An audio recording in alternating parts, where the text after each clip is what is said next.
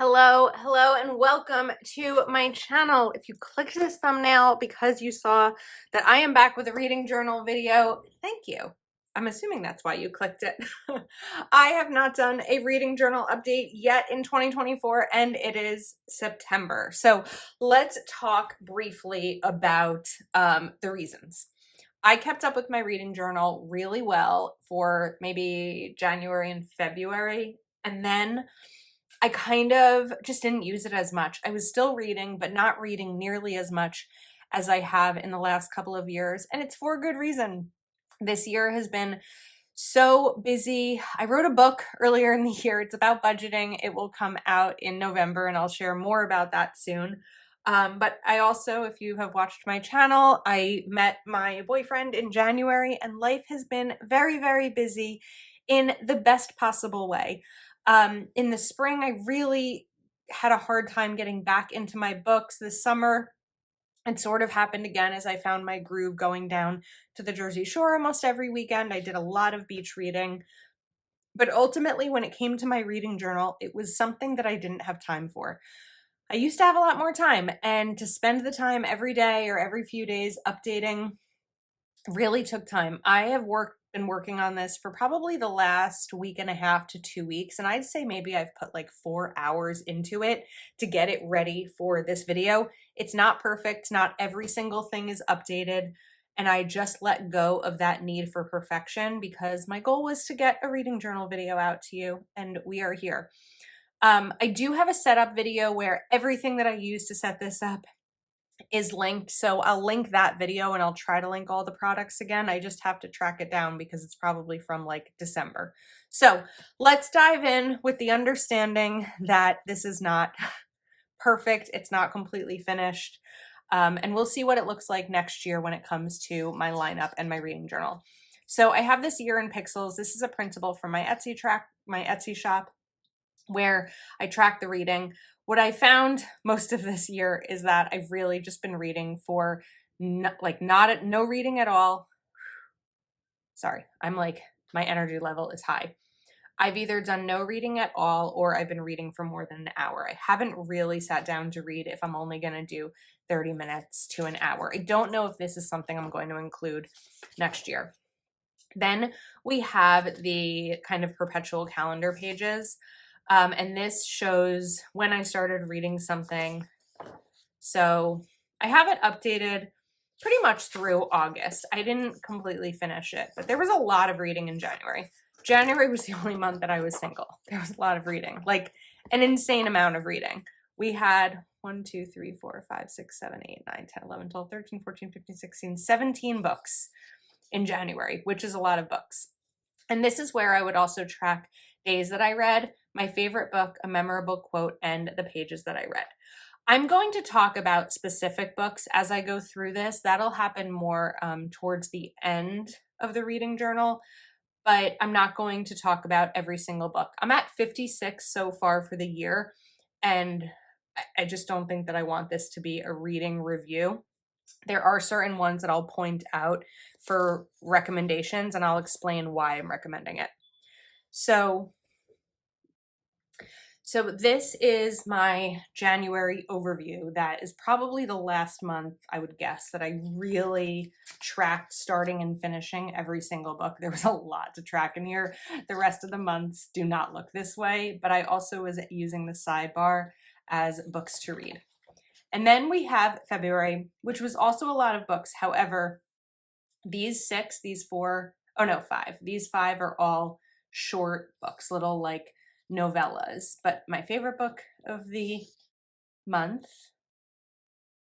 I'm just kind of looking back because I haven't really looked through this in a while because these were all updated when I sat down recently. March is where things slow down a little bit. I did read these 3 books, which are kind of like filthy. And then this is an audiobook. It's only available on audio, One of Our Own by Lucinda Berry. I love Lucinda Berry books. I think I've read everything that she's written, and I really enjoyed One of Our Own. And then you can see this is where I'm like, I don't know that this is really how I want to spend my time going through this. April, I read a book. I didn't really have a memorable quote. This is Never Leave the Dogs Behind. And I didn't even put anything down here. I just wrote started and finished. Then we have May. Things started to pick up again. My favorite book was Steve Martin's memoir, Born Standing Up. The memorable quote is, "Through the years, I've learned there is no harm in charging oneself up with delusions in between moments of valid inspiration." And did a little bit in here. In June, I read 6 books. 4 to 6 seems to be where I'm at right now.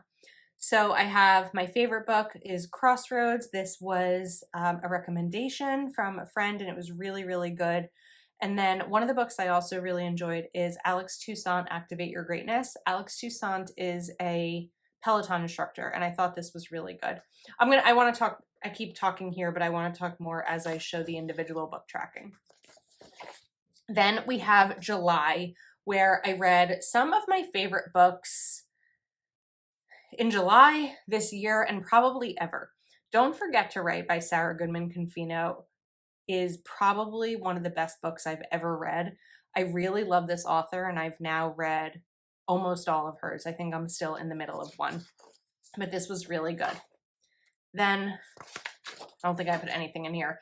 And August, we have a couple more Sarah Goodman Confinos, and then Worst Case Scenario, which was my favorite, and I'll talk about that soon. And then nothing tracked in August. So that's where we're at so far. I don't know that this is something I'm going to do. I'll definitely do a monthly review next year, but I'm not going to put these pages on myself because I just think it's too much. Then we have my monthly review where I write down how many books I read each month. And then these are just some other pages that I started. This never really finished. This is a printable from my shop where I'm tracking reading 100 books. It's very unlikely that I'll get to 100 books this year. And these are some other printables, another tracker. My A to Z reading challenge, there's still a decent amount to fill in. I think this is updated.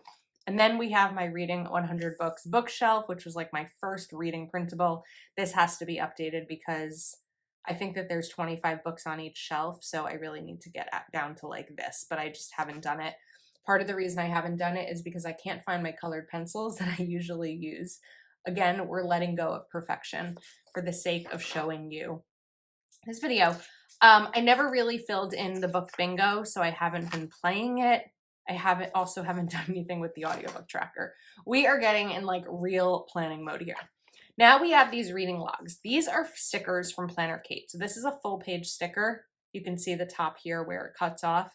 And I really like these because I can very cleanly list out my reading, the title, the author, whether it was an audiobook, a physical book, or a Kindle, and the rating. So I have some more of these also that I can bring into next year. They come in numbered or unnumbered. I chose unnumbered because I wanted the opportunity to number them myself. And then I think that's it over here. Oh, I have some reading bucket list pages from Kelva Plan. Again, I just really haven't been updating this and looking at all of it. I haven't had the time for it. Okay, now we have my book ratings pages. So this page shows more for me than anyone else how I rate books. It's a reminder of how I rate them. In the past, I've given any book I liked 5 stars, and I'm just kind of doing things a little bit differently. Lately, I think I'm probably more in the 4-star range. But I think that making a page for yourself about how you track books is really good because then how you rate books is really good. Now we're going to talk about some of these books. I'm not going to talk about every single one, but we'll talk about some of them. Don't Believe Everything You Think is I'm so glad I started the year with it. I learned lessons in this book that I'm still carrying with me today. I have 3 stars on here because, again, personal ratings. Some of this went a little bit on the religious side, and that's not really ever something that I relate to. And so that's why it got 3. But I do recommend anyone who struggles with overthinking to definitely pick that up. You'll also see differences in size here. I always seem to like mess up how I print them. Then we had a Taylor Jenkins Reid book, Forever Interrupted, another one, After I Do, is really good. Decluttering at the Speed of Life. Anyone who is trying to have less stuff in their home and feels overwhelmed by clutter, Decluttering at the Speed of Life is a 5-star book. It's highly, highly recommended. The Seven Husbands of Evelyn Hugo. A few weeks ago, I was on the beach and I saw a girl reading this and I went up to her. She was like maybe, I don't know, 10 pages in. And I said, I am so jealous that you get to experience this book for the first time. My biggest regret reading this is that I didn't take longer. I wish I let myself read it over a longer period of time, and not one day basically, or over, 2 dates. The Tattooist of Auschwitz is another really, really good book. I'm Jewish. I read a lot of Holocaust literature, and I think it's really important to read Holocaust memoirs. I also really like Jewish authors, and that's one of the reasons I love the Sarah Goodman Confino books, because she's Jewish and there's a lot of Jewish character representation that I don't really see a lot. Atomic Habits is another book that always comes highly recommended, and I thought was phenomenal. So little change or tiny changes, remarkable results. The Teacher by Frida McFadden, huge hit this year. I gave it 3 stars because I don't have an issue with the topic. I mean, the topic, of course, is problematic, and it's about a teacher with student relationships. Of course, that's a problem. I knew going in that was the topic. That's not what the 3 stars is. The 3 stars is because I have issues with an unreliable narrator and like decisions that the author made that I just felt like didn't make sense and almost felt rushed in the end. It was fine, but it got 3 stars. Okay, these were the quick little short books, 101, 61, 44, really short books, but very fun books. I also read Rich AF by your Rich BFF, Vivian too, on Instagram and TikTok. I thought it was good. I felt that she came from the perspective of, I know everything about finance, I make a lot of money, don't make these mistakes. I didn't relate to it very well because I learned how to budget because of mistakes that I made. And it felt very much like just don't do it versus here are things that I've struggled with and here's how I got through it kind of perspective. Okay. Continuing, I mentioned that One of Our Own by Lucinda Berry was really good. I gave it 5 stars. Also Steve Martin. Trying to see like what else here I really want to point out if someone is looking at this for books to add to their must-read list. I am new to Abby. I don't know if it's pronounced Jimenez or Jimenez, but I really liked everything I've read of hers. So that's a great, more like rom-com, romantic fiction type books. Typically, I lean to those and I lean to thrillers. Daniel Hurst is an author that I read pretty often. He writes relatively short, usually under 300-page thrillers, and most of them are decent. They're good. I don't always predict what's going to happen, but I think that they're good books. Then we have, these are printed so poorly. Ask for Andrea is one of the best thrillers that I've read this year. Missing Persons, trigger warning there. Don't Forget to Write, again, favorite book I've read in a long time. This is about a woman in the 60s, or a girl. I mean, I think she's maybe 20. She 20? She's about 20, and she lives in the 60s, and she gets caught kissing the rabbi's son during synagogue and gets sent to New Jersey, to the Jersey Shore, to live with her great aunt, who is a matchmaker. And I just really, really enjoyed the book. I liked the Jewish representation. I found a lot of humor in it, and it was wonderful. And it kind of put me down a Sarah Goodman Confino rabbit hole. Another author that I love is Rebecca Searle. I like most of what she writes. This book wasn't my favorite, and I also read The Dinner List, which was fine, but I would say that One Italian Summer and In 5 Years are 2 of the best books that I've read by her. Building a Non-Anxious Life by John Deloney. Good book. If you're working through anxiety, I definitely would recommend giving it a read. 2 notes, though. 1, it does have a religious undertone. 2, there's also that thing of like, just don't do it. He has a different perspective on anxiety and it being less of a medical diagnosis and more of something that people use I don't know, as a descriptive word, and I 100% do not agree with that at all. I didn't buy it. I rented it from the library. I'm talking about it, but it's tough to recommend, but I can recommend it when you kind of look at it knowing that those factors are going to be a part of it. Okay.